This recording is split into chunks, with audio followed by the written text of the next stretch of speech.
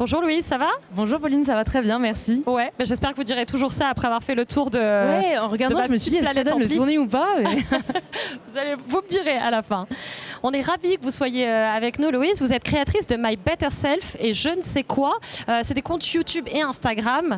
Vous souhaitez aider les femmes, mais encore, à faire quoi? À s'accepter? Mon mantra, c'est un peu d'aider les femmes à prendre le pouvoir de leur vie. Et en fait, j'essaye de les aider à travers mes différentes plateformes à réaliser des injonctions dont on est victime, les aider à déconstruire peut-être ce qu'on leur a appris ou ce qu'elles ont intériorisé en grandissant. Donc voilà, c'est vraiment un des combats que je mène auprès de nombreux d'autres, mais c'est vraiment ça qui me tient à cœur. Ouais. My Better Self, c'est ça. Et vous avez un autre talent, c'est je ne sais quoi, c'est une marque de sous-vêtements qui est éthique et inclusive. Qu'est-ce que ça implique, une marque de sous-vêtements inclusive? En fait, c'était vraiment parti d'une réalisation, du coup prenant pas mal la parole sur l'acceptation de soi sur les réseaux sociaux. On se rend vite compte que le monde de la mode est assez discriminant. Et en fait, moi j'avais cette problématique en tant que femme. Déjà d'avoir l'impression de toujours devoir choisir entre des sous-vêtements confortables ou des sous-vêtements esthétiques. Donc déjà, je me suis dit, il y a un problème. Et en plus, quand par miracle on trouvait, ils étaient très rarement faits de manière responsable. Et en plus, ils s'adressaient rarement à tous les corps. C'est vrai que la plupart des grandes enseignes s'arrêtent à un certain bonnet pour des contraintes financières. Et en fait, moi, je trouve ça pas normal en fait, que des femmes, sous prétexte qu'elles ne font pas le même poids ou qu'elles n'ont pas le même corps, ne puissent pas trouver des vêtements qui leur plaisent. Cet engagement, il est né quand, Louise ? Il a précédé, évidemment, j'imagine, votre compte YouTube, votre création de vêtements. Vous aviez envie de vous investir pour les autres femmes, de passer des messages aussi ? En fait, par exemple, on me demande parfois si j'ai eu un déclic. Franchement, non, ça s'est pas du tout fait du jour au lendemain.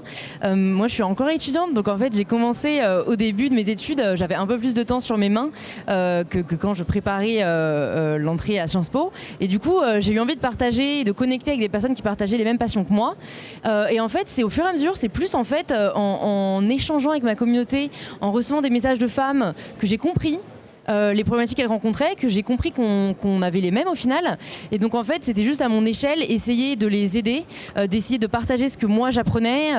Et en fait, je dis souvent, mais au final, c'est vrai que moi, ça a été un peu ma thérapie aussi, les réseaux, parce que en fait, voyant que ces femmes ne s'acceptaient pas et voyant que j'avais une voix, un impact, c'est vraiment en fait en prêchant, en essayant de prêcher la bonne parole que moi-même j'ai fini par croire à mes propos. Ouais. Et en fait, je dis souvent, c'est autant ma communauté qui m'a aidée que j'espère je les aide au quotidien. Donc cette intuition, elle s'est bâtie petit à petit comme ça, par petites touches.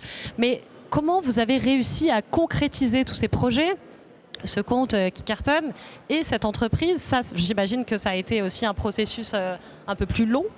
Ouais, en fait, moi je dis souvent, je voyais pas de façon de ligne d'arrivée, donc disons que j'avais pas la volonté, en tout cas, notamment pour mes réseaux sociaux, parce que la marque c'est vrai que c'est un peu différent, mais pour mes réseaux sociaux, le but n'a jamais été, d'atteindre un certain nombre d'abonnés, ou je pense pas qu'on puisse dire à un moment qu'on a réussi. Je pense que si on cherche à apporter de la valeur, ce sera entendu. Donc en fait, c'est juste tous les jours, je me concentre là-dessus. Donc je pourrais pas dire que c'est ça qui a fait que pour mes réseaux sociaux, j'ai juste essayé de partager vraiment le plus de valeur possible au quotidien. Et pour la marque, en effet, je suis vraiment partie d'une feuille blanche parce que du coup, je travaille pas du tout dans le monde de la mode à la base. Je suis pas du tout styliste ou je viens pas du tout du monde du textile. Mais en fait, c'est juste été de me dire, je vois ce problème, je vais essayer d'y répondre. Donc, c'est s'entourer des personnes qui peuvent nous aider au point de vue des compétences techniques. C'est juste faire. En fait, l'entrepreneuriat, il y a vraiment pas de méthode, il y a vraiment pas de plan.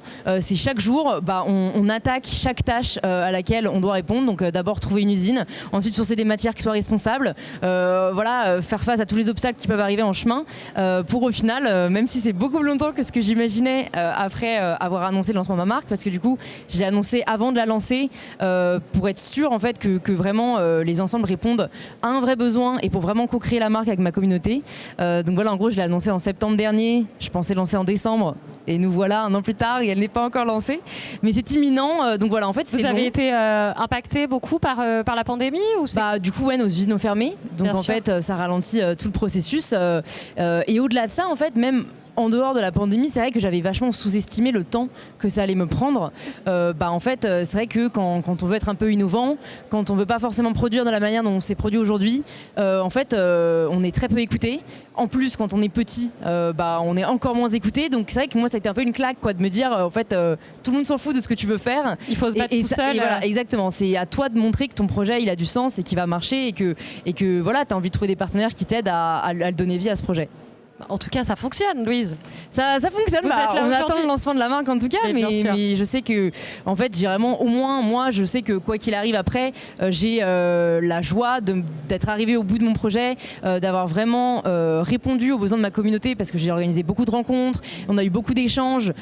Donc, en fait, ça ressemble à ce que je voulais faire et ça, je pense que c'est le principal au final. Cette création entrepreneuriale, c'est quelque chose, c'est un mot qui est redondant dans votre discours. Vous aviez besoin, très jeune, vous avez ressenti le besoin de créer votre propre projet, justement Je pense que c'est pas forcément conscient. Mais c'est vrai que quand j'ai commencé à toucher à la création de contenu, quand j'ai commencé au final à créer un peu mon propre destin, je pense qu'on prend vachement goût à cette liberté, à cette autonomie.